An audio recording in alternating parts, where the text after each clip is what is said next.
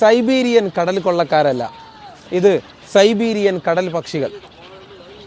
കഥ പറയാം. ഉത്തരാഖണ്ഡിലെ ഹിമാലയൻ മലനിരകളിൽ ഉത്ഭവിക്കുന്ന യമുന നദി ഡൽഹിയിലെത്തുമ്പോൾ അതിമനോഹരമായ ചില രംഗങ്ങൾക്ക് സാക്ഷിയാകുന്നു.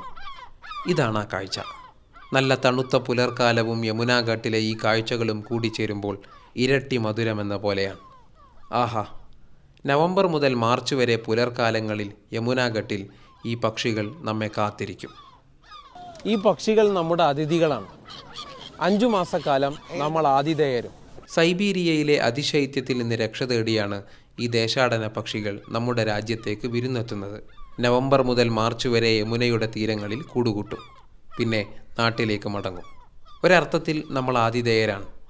ഈ കാഴ്ചകൾ കാണാൻ യമുനാഘട്ടിലെത്തുന്ന സന്ദർശകർ ആ ദൗത്യം വളരെ ഭംഗിയായി നിർവഹിക്കുന്നുണ്ട് താനും.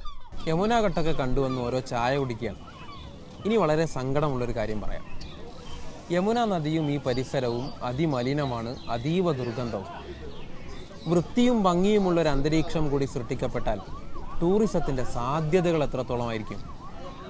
ഇതിലെ സർ, സംഗതി എങ്ങനെയുണ്ട്? നല്ല ചായ, നല്ല മണം, ഒന്നും പറയാനില്ല. വീണ്ടും കാണാം.